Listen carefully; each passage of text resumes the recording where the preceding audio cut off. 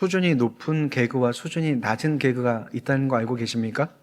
네, 저도 개그에 대해서 잘 알지 못하지만 수준 높은 개그는 누구도 상처받지 않으면서 모두를 웃게 하는 것이고, 수준 낮은 개그는 반대로 가장 쉽지만 다른 사람을 놀리거나 깎아내리면서 웃음을 만드는 것이라고 하더라고요. 그런데 그러한 개그는 잠깐은 웃을 수 있지만 웃음 뒤에는 상처가 자칫하면 남을 수도 있기 때문에 조심해야 된다는 거죠. 그런데 이런 모습은 우리가 누군가를 웃길 때만 나타나는 것이 아니라는 거죠. 신앙생활에도 이런 비슷한 모습을 보일 때가 있습니다. 우리는 종종 다른 사람의 신앙을 쉽게 지적하고 비판하죠. 그런데 그렇게 하는 이유가 무엇일까요? 상대방이 잘못된 것으로부터 돌이키게 하기 위함이기도 하지만 그 안에 들어있는 내용은 나는 맞고 당신은 틀리다는 것입니다.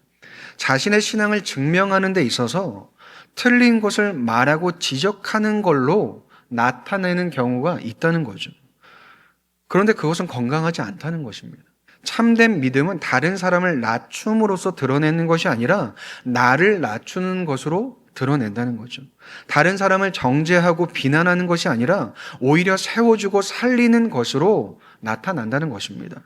그렇다면 내가 나의 믿음을 증명하는 방식은 무엇이고 어떻게 건강하게 증명할 수 있는지 오늘 말씀을 통해서 나눠보고자 합니다. 지난주에 유다와 형제들은 베냐민을 데리고 다시 애굽으로 가죠.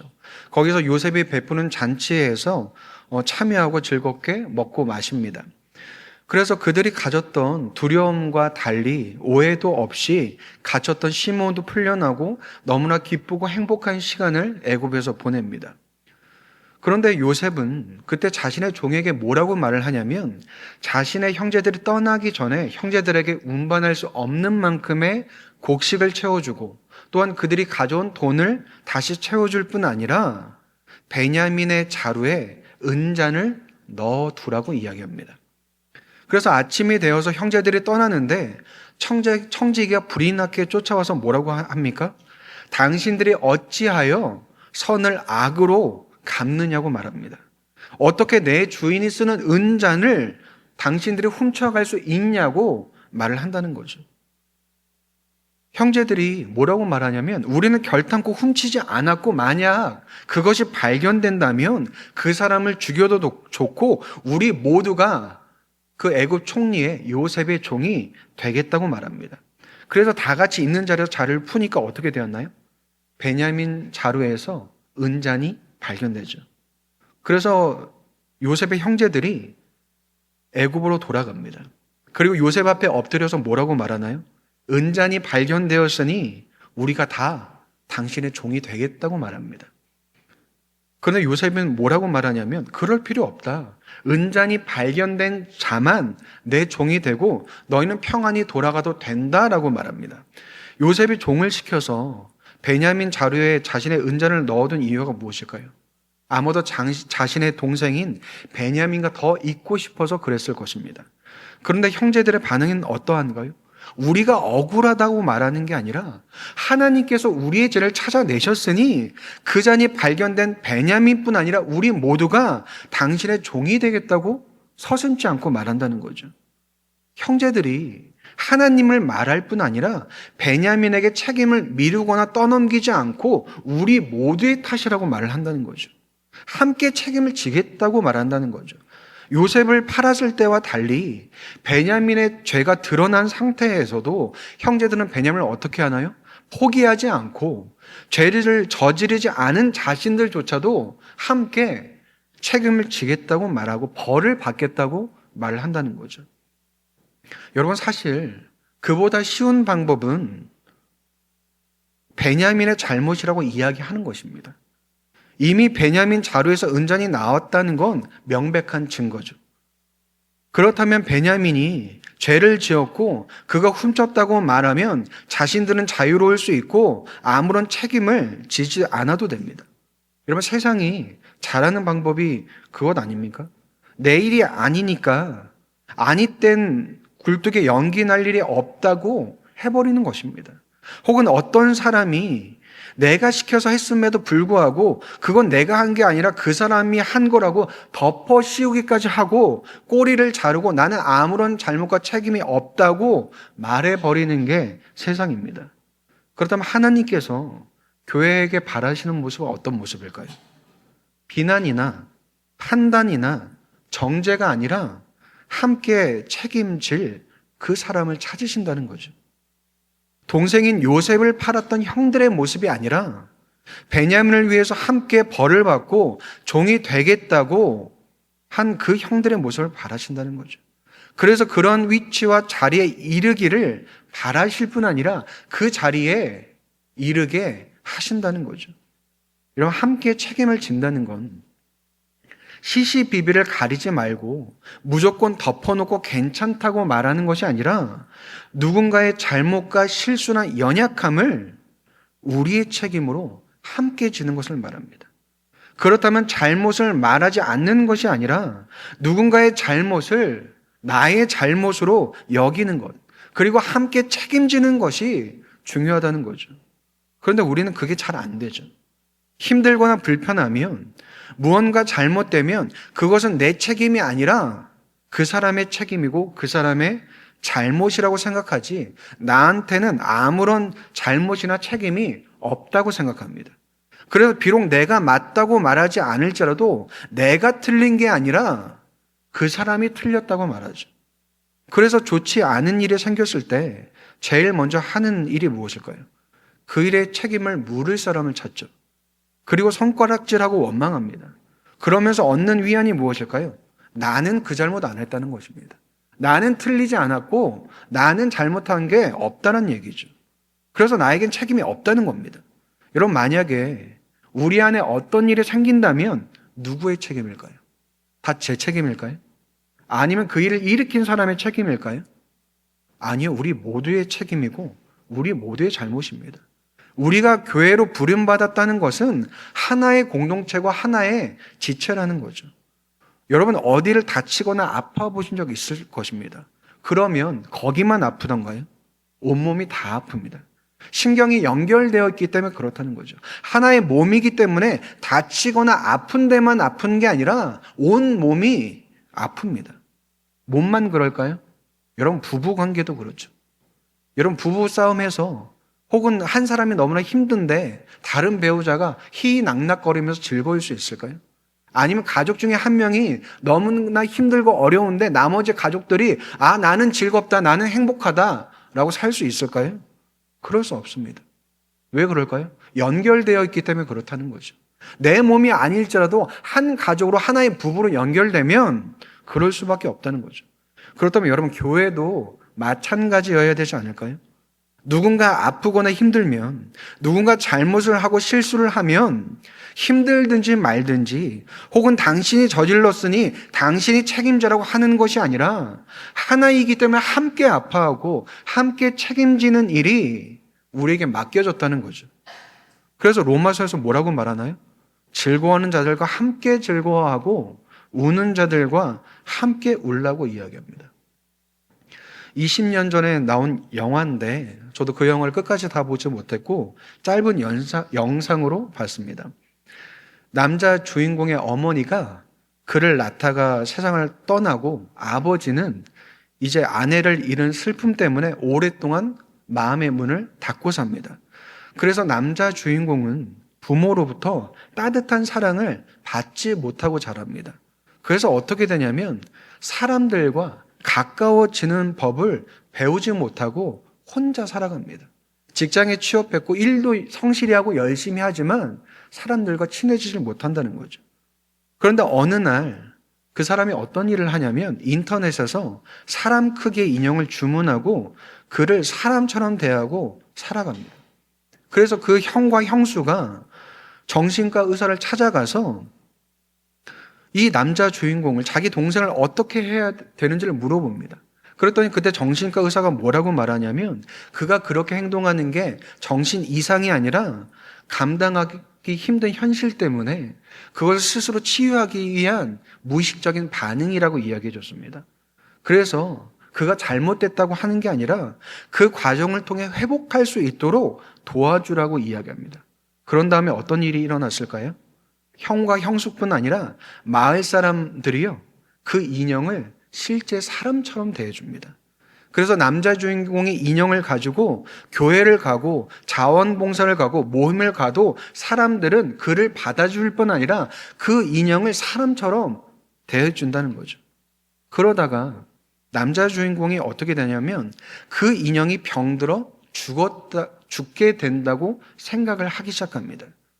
그때 마을 사람들이 어떻게 하냐면 실제 사람이 죽은 것처럼 그 인형의 장례식을 치러줍니다. 그래서 어떻게 됐을까요? 그 일로 인해서 남자 주인공은 상처를 극복하고 드디어 진짜 사람들과 새로운 관계를 만들어가기 시작합니다. 여러분, 만약에 누군가 오늘 우리 예배 가운데 인형을 데리고 와서 내 애인이다 혹은 내 배우자다 라고 말한다면 우리는 어떻게 생각할까요? 정신이 이상한 것 아니냐, 교회가 아니라 병원을 가야 되는 것 아니냐라고 생각하고 불편해하고 어려워할지 모릅니다. 저한테도 만약 그런 일이 일어난다면 쉽지 않은 일입니다. 그러나 오늘 말씀을 통해서 교회가 해야 할 역할이고 공동체로서 지체로서 하나 되게 하신 이유가 무엇인지를 여러분 우리가 발견할 수 있다는 거죠. 그런데 이것을 오해해서 교회는 무조건 사랑하고 당연히 용서해야 하고 모든 걸 수용해줘야 하는 곳이라고 생각해서는 안 됩니다. 간혹 어떤 일이 생기냐면 자신의 잘못과 실수보다 왜 교회가 자신을 사랑해주지 않고 아껴주지 않느냐고 따지는 일이 생깁니다.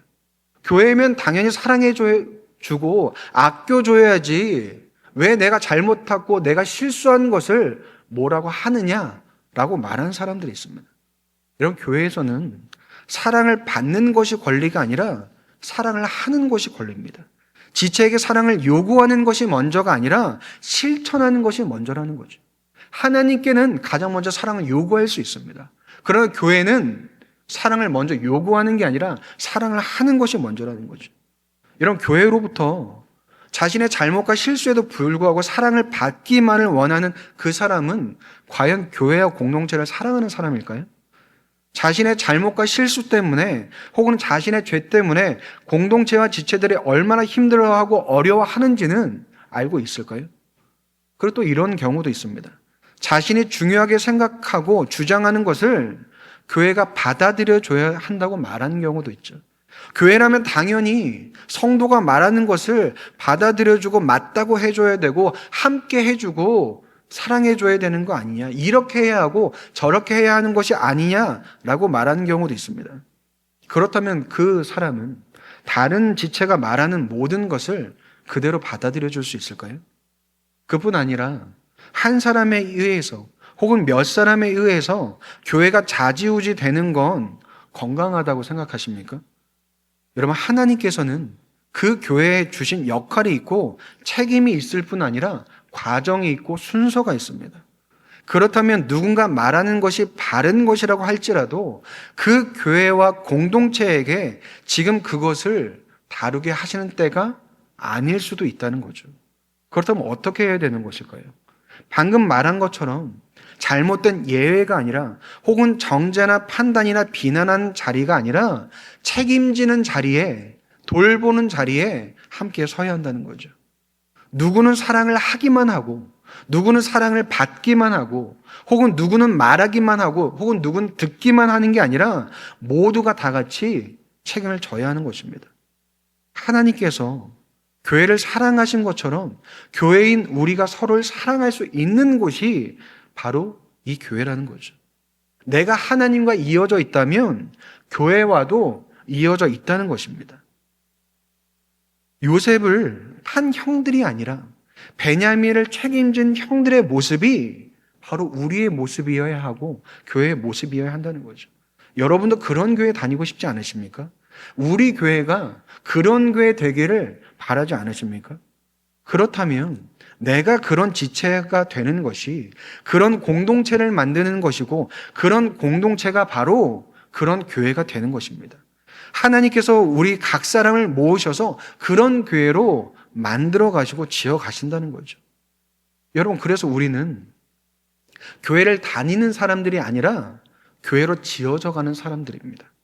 그렇다면 바로 내가 교회고 그 역할을 나에게 맡기셨다는 거죠. 그렇다면 목적이 어디 있나요?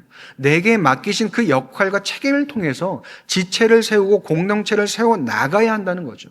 결국 교회를 하나 되게 만들어야 한다는 거죠. 그런데 요셉은 형제들이 모두 다 종이 되겠다는 제안을 어떻게 하나요? 거절합니다. 그때 누가 나서기 시작하냐면 유다가 나서기 시작하죠. 베냐민을 여기까지 데려온 이유는 지난번에 우리가 왔을 때 당신께서 아버지가 있느냐, 아우가 있느냐고 물었을 때 답하였고 아우를 데려오지 않으면 내 얼굴을 보지 못한다 하여서 어렵게 아버지를 설득해서 그 동생을 데려온 것이라고 이야기하죠. 그런데 우리 아우인 베냐민은 과 그의 형은 같은 어머니에게서 태어났는데 아버지가 그 형은 죽은 줄 알고 그의 아우를 더욱 아꼈는데 만약 우리가 그를 데려가지 못하면 아버지는 돌아가실 것이라고 이야기합니다. 그래서 오기 전에 나는 아버지에게 아우를 책임지겠다고 약속하고 왔다고 말합니다. 그러면서 말하는 말이 무엇인가요? 33절에 이렇게 말합니다. 이제 주의 종으로 그 아이를 대신하여 머물러 있어 내 주의 종이 되게 하시고 그 아이는 그의 형제들과 함께 올려 보내소서라고 말합니다. 무슨 말인가요? 베냐민 대신에 그 동생 대신에 자신이 종이 되겠다고 이야기하는 것입니다. 자신의 자유와 미래뿐 아니라 모든 것을 당신에게 드릴 테니 동생은 보내달라고 이야기하는 거죠. 자신이 담보가 되겠다는 그 야곱과의 약속을 유다가 지키죠. 그리고 자신을 위해서 동생을 내어주는 것이 아니라 동생을 위해서 자신을 내어주는 모습을 보이죠. 그래서 책임을 넘어 어느 자리까지 유다가 가나요? 희생이라는 자리까지 가게 되는 거죠. 요한복음 15장에 예수님께서 뭐라고 말씀하시냐면 13절에 이렇게 되어 있습니다. 사람이 친구를 위하여 자기 목숨을 버리면 이보다 더 큰 사랑이 없나니 라고 말씀하시죠. 내가 아닌 남을 위하여 목숨을 바치는 것보다 더 큰 사랑이 없다는 것입니다. 왜 그 사랑이 가장 큰 사랑일까요? 여러분, 그 이유는 예수님께 있습니다. 예수님께서 그 큰 사랑으로 우리를 위해 죽으셨기 때문에 그것이 큰 사랑이라고 말씀하시는 것입니다.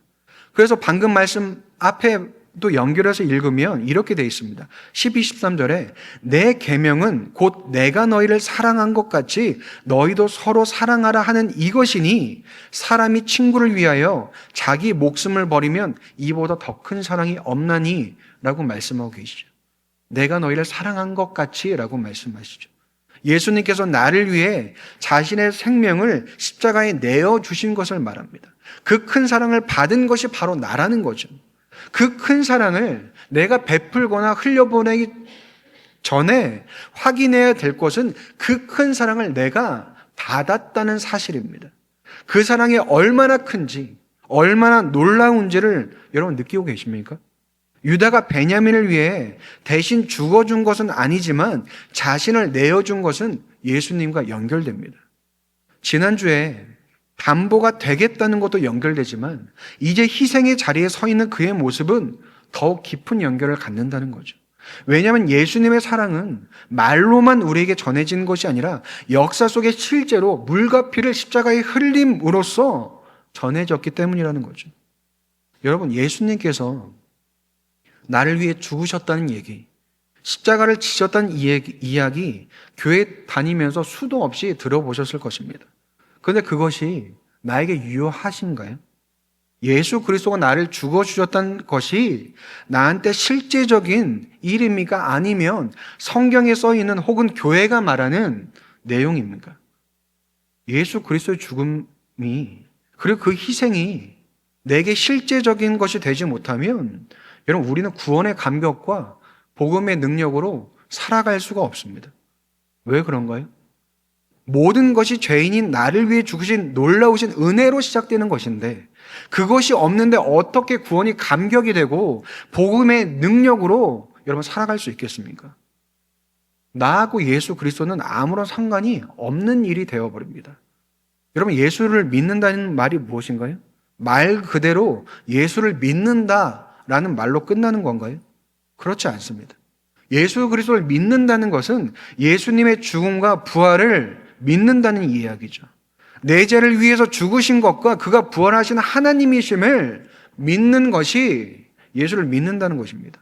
여러분, 그럼 예수님 믿으십니까? 날 위해 죽으시고 부활하신 예수님을 믿고 계십니까?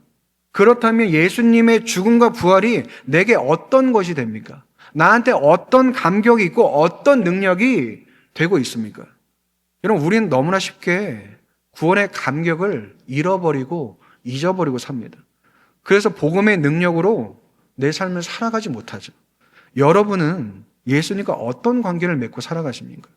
예수님이 정말 내 생명을 구해주고 내 인생을 구해주신 분으로 생각하고 여기며 살아가십니까? 아니면 유명한 사람 알듯이 그 예수라는 이름만 알고 살아가고 계십니까? 여러분 만약 예수님이 나를 구하셨고 살리셨음을 믿는다면 여러분, 우리가 예수님과 멀어질 수 있을까요? 만약 제가 여러분을 구하다가 다쳐서 식물 인간이 되었다고 한번 해보겠습니다.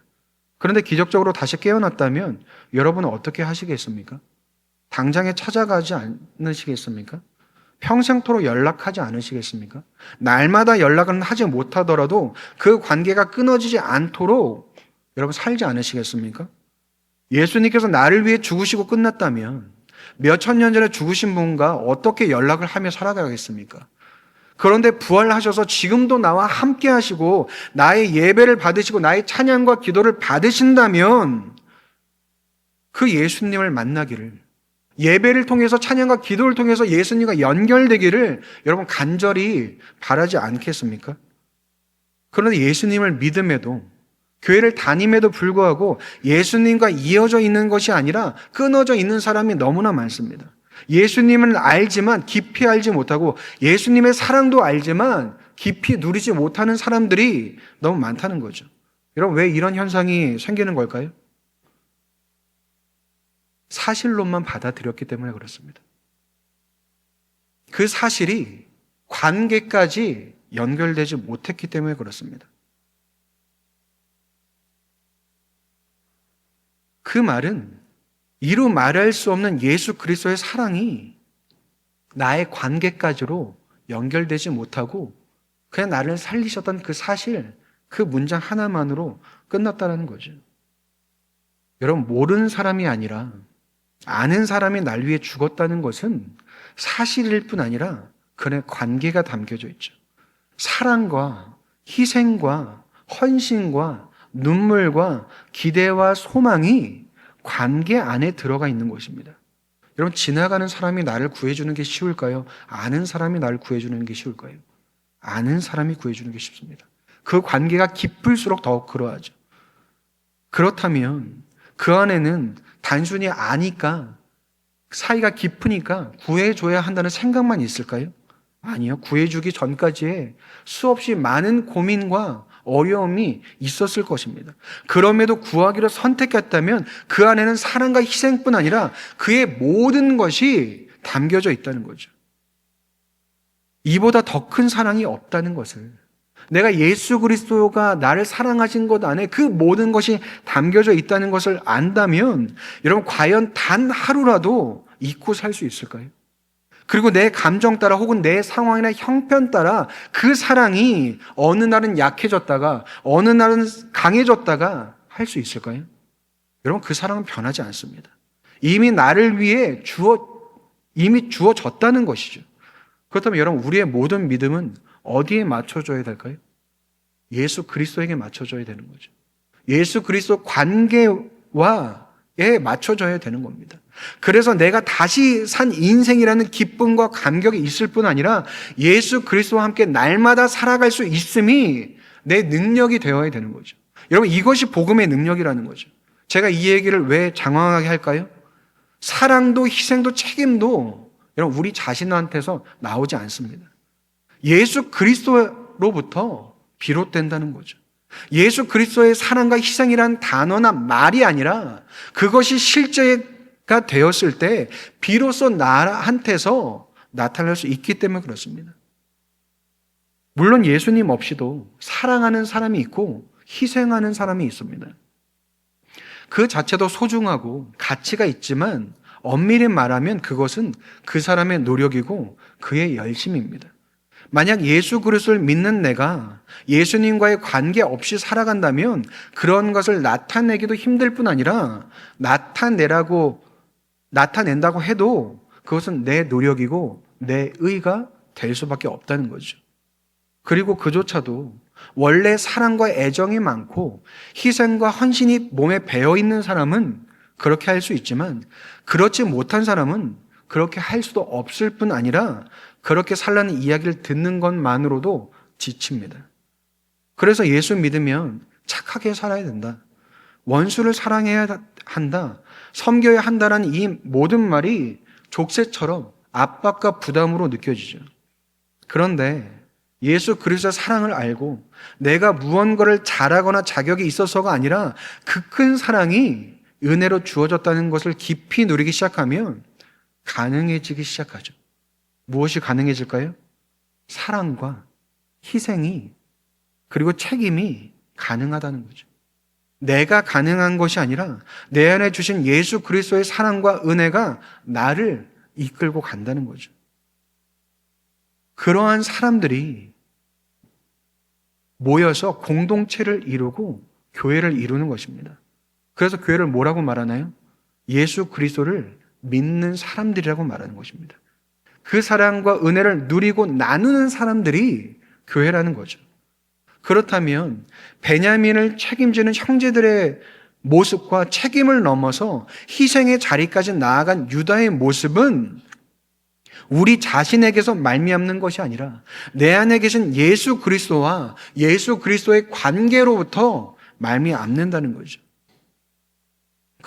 그래서 우리의 믿음은요, 다른 사람을 지적하거나 비난하는 것으로 증명되는 것이 아니라 다른 사람을 세워주고 높여줄 때 나타날 수밖에 없다는 것이죠. 판단하고 정죄하는 자리가 아니라 함께 책임지는 자리에서 때론 희생하는 자리까지 나아감으로써 나타난다는 거죠.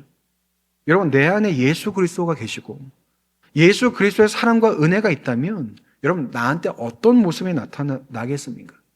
내가 가정과 직장과 내가 속한 관계 속에서 무엇이 나타나겠습니까? 예수 그리스도 사랑이 나타나지 않을까요? 예수 그리스도의 은혜가 나타나지 않을까요? 물론 우리가 지금 당장 예수님처럼 살아갈 수 없습니다. 그러나 평생을 걸쳐서 주님을 닮아갈 뿐 아니라 그러한 삶을 살게 된다는 거죠. 내 안에 계신 예수님께서 여러분 나를 그렇게 인도하지 않으실까요? 그래서 빌립보서에서 뭐라고 말하나요? 겸손한 마음으로 자기보다 남을 낮게 여기라고 말합니다. 자기 일을 돌볼 뿐 아니라 다른 사람들의 일도 돌보라고 이야기하죠. 그리고 나서 뭐라고 말하나요? 너희 안에 이 마음을 품으라, 곧 그리스도 예수의 마음이라고 이야기합니다.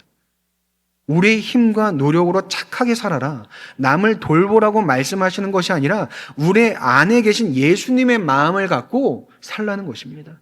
우리를 위해 자신을 내어주신 것처럼 서로 돌보며 살아가라는 거죠. 여러분, 우리는 완벽해서 교회가 된 사람들이 아닙니다. 서로를 사랑해서 교회가 된 사람들도 아니라는 거죠. 예수 그리스도의 사랑을 받은 사람들이기 때문에 교회가 된 것입니다. 그래서 우리의 믿음은 다른 사람보다 내가 옳다는 것을 증명하는 데 있지 않고 얼마나 신앙생활을 오래 해왔는지 혹은 얼마나 많은 것을 하는지로 드러나는 것이 아니라 내 안에 계신 예수 그리스도로 인해서 그분의 사랑과 은혜를 누림으로 인해서 그분을 닮아감으로써 나타나고 드러나는 것입니다. 내 힘으로는 할 수 없지만 내 안에 계신 예수님께서는 하실 수 있다는 거죠. 그렇다면 오늘도 그 사랑을 누리고 그 은혜 안에 거하십시오. 그러면 내 마음이 예수님의 마음이 되고 내 사랑이 예수님의 사랑이 될 것입니다. 그리고 그렇게 살아갈 때 기꺼이 다른 사람을 책임지는 자리에, 희생하는 자리에 언젠가 서 있는 여러분 나를 발견할 수 있게 된다는 거죠. 그렇게 하나님께서는요, 나의 삶을 세우시고, 나의 가정을 세우시고, 나의 교회를 세워가시는 것입니다. 그렇다면 이번 한 주도 예수님의 사랑을 누리며 그 사랑으로 서로를 세워가는 새순교회 모든 성도님이 되시기를 주님의 이름으로 축복드립니다.